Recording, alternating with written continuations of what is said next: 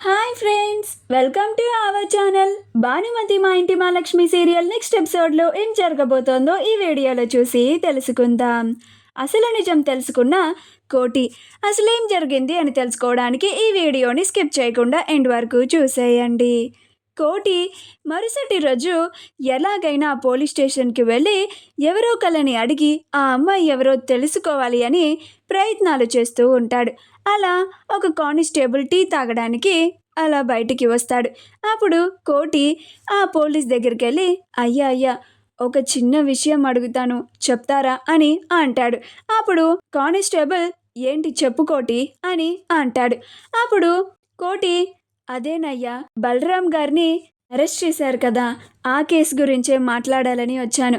అసలు మీకు ఫోన్ చేసింది ఎవరయ్యా, ఆ అమ్మాయి పేరు తెలుసా అని అంటాడు.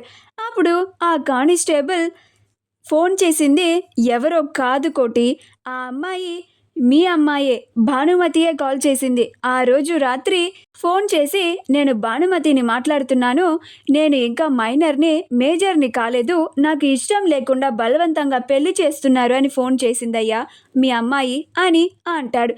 ఆ మాట వినగానే కోటి ఆశ్చర్యపోతాడు. అలా కోటి చాలా కోపంగా వాళ్ళ ఇంటికి వస్తాడు. వాళ్ళ ఇంటికి వచ్చి భానుమతి భానుమతి అని కోపంగా అరుస్తూ ఉంటాడు. ఆ అరుపులకి ప్రమీల, కుమారీలు కూడా భయపడిపోయి ఏంటయ్యా ఏంట్రా అనుకుంటూ వస్తూ ఉంటారు. అప్పుడు భానుమతి కూడా హడలిపోయి ఇదేంటి, నాన్నకు అసలు నిజం తెలిసిపోయిందా, ఆ రోజు ఫోన్ చేసింది నేనే అని అసలు నిజం తెలిసిపోయిందా అని చాలా భయపడుతూ నిదానంగా వస్తూ ఉంటుంది. వసు కూడా ఏంటక్క, నాన్న చాలా కోపంగా పిలుస్తున్నాడు, కొంప తీసి అసలు నిజం తెలిసిపోయిందంటావా అని అంటూ ఉంటుంది. అప్పుడు భానుమతి నాకు అదే భయంగా ఉంది వసు అని అంటుంది. ఈలోగా కోటి వసే భానుమతి ఎక్కడున్నావు రా అని అరుస్తూ ఉంటాడు. అప్పుడు భానుమతి వచ్చి చెప్పు నాన్న అని అంటుంది. అప్పుడు కోటి ఏంటే చెప్పేది, ఎంత ధైర్యం ఉంటే పోలీసులకి ఫోన్ చేసి నాకు ఈ పెళ్ళి ఇష్టం లేదు, నాకు బలవంతంగా పెళ్లి చేస్తున్నారు అని చెప్తావా, పైగా నేను మేజర్ని కాదు మైనర్ని, ఒక మైనర్కి ఇష్టం లేని పెళ్లి చేస్తున్నారని మా అందరి మీద పోలీసులకి చెప్తావా, ఎంత ధైర్యం ఉంటే ఇలాంటి పని చేస్తావు, నీ అంత చూస్తానే అని నిన్ను ఊరికే వదిలిపెట్టకూడదే, అసలు అంత మనిషి బలరాం గారు ఇప్పుడు ఆ పోలీస్ స్టేషన్లో ఉన్నారంటే దానికి కారణం నువ్వా, ఇంకెవరో అనుకున్నాను, అసలు అంత గొప్ప కుటుంబం నిన్ను పెళ్లి చేసుకోవడానికి వాళ్ళంతటా వాళ్ళే వచ్చారని నీకు వాళ్ళ విలువ తెలియడం లేదు, అందుకేనా ఇంతటి దుస్సాహసానికి ఒడిగట్టావు, నేను చనిపోయి అయినా నీకు పెళ్లి చేద్దామనుకున్నాను, కానీ ఇప్పుడు నిన్ను చంపేస్తాను, పీడ విరగడైపోతుంది అని భానుమతి మీదకి వెళ్తూ ఉంటాడు. అప్పుడు ప్రమీల, కుమారిలు అందరూ ఆశ్చర్యపోతారు. అక్కడ అసలు ఏం జరుగుతుందో కూడా వాళ్ళకి ఏమీ అర్థం కాదు. అప్పుడు ప్రమీల ఏం మాట్లాడుతున్నావయ్యా నువ్వు, మన భాను ఫోన్ చేయడం ఏంటి అని అంటుంది.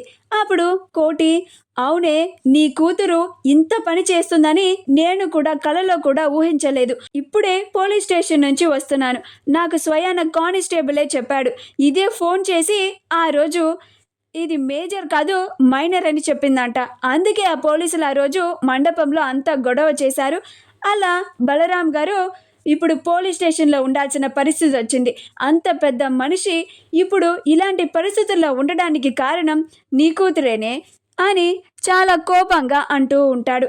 ప్రమీల ఏం బాను, మీ నాన్న చెప్పేది నిజమేనా, ఆ రోజు ఫోన్ చేసింది నువ్వేనా అని అంటుంది. అప్పుడు భానుమతి అవునమ్మా అని తలదించుకొని చెప్తుంది. అప్పుడు ప్రమీల అసలు అంత పెద్ద మనిషికి అంత అన్యాయం చేయాలని నీకు అసలు ఎలా అనిపించింది బాను అని అంటుంది.